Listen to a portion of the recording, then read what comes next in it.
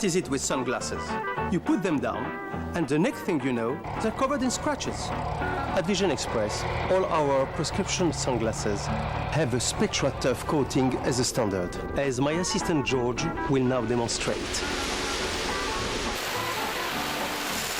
Oh la la. Well done, George. So, our sunglasses remain scratch resistant, whatever life throws at you. Vision Express, experts with vision.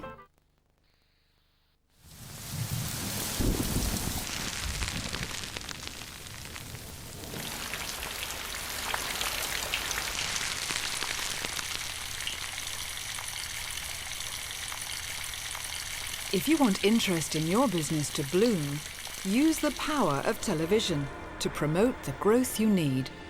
To get on TV, get on the phone. Call this number for a free information pack.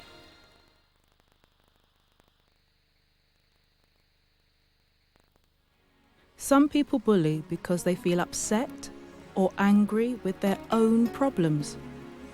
They want to show off, make out they're tough. But often, they don't like themselves very much. Sometimes, they try to make the people they're bullying feel that it's their fault. The worst thing you can do is to keep quiet.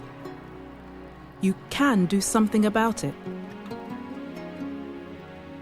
You must tell if you're being bullied, or if you know that bullying is going on.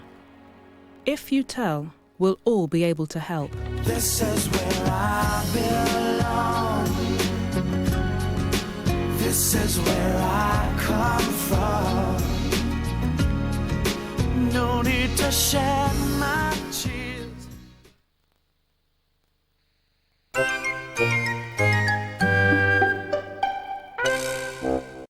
Good boy. What a good lad.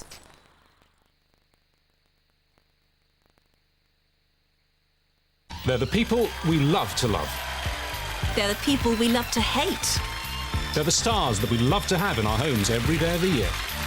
Once again, it's time to honour Britain's best-loved actors, recall their most dramatic moments and celebrate the sheer brilliance of our most treasured television shows. Join us in a spectacular night of triumph, tension and tears. The British Soap Awards 2001, Wednesday 30th of May at 8, only on ITV.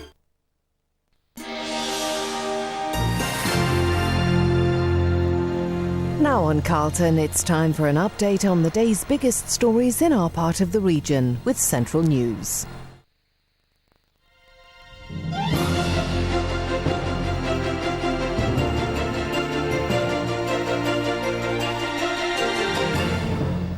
Hello, I'm Yvonne Gaskill. The latest now from the Central Newsroom. Armed police surrounded a tower block during a 3-hour siege. They arrived on the scene after a woman raised the alarm saying she'd been attacked by a man armed with a knife and a gun. Firearms officers sealed off the tower block in Smethwick. They negotiated with a man in a second-floor flat over his mobile phone. A woman in the flat had earlier called the police, reporting she'd been attacked. She suffered a cut to her hand. She told us basically that she'd been involved in an incident involving a male, and the male had used a knife, and she saw what she believed was a firearm. During the siege, residents who'd left the tower block weren't allowed back in. That scares me because you don't know what's going to happen. And now you just don't know how safe you are, and that's supposed to be a safe block. 3 hours later, a man was brought out by police.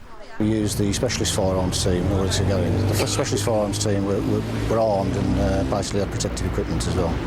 Officers in Smethwick are speaking to the injured woman. A man's being questioned. The election campaign has finally taken off, so let's join political editor Peter Hayes in our election studio to review an explosive week and to look forward to the next 7 days. Yes, the campaign has certainly burst into life. We've now had 3 manifestos, dozens of visits and scores of speeches. But the week will be remembered for just one punch, when John Prescott took Tony Blair's call to fight for every vote rather too literally. Wherever politicians went, stage management and spin broke down. Tony Blair was harangued by a real person. William Hague was forced back onto his battle bus by a hostile crowd. But that old warhorse, Paddy Ashdown, fared a little better. He certainly knows how to pick a photo opportunity. Some literature is glossy and well produced. Some is tatty. Some pretend to be newspapers. But they each have the same message: vote for me.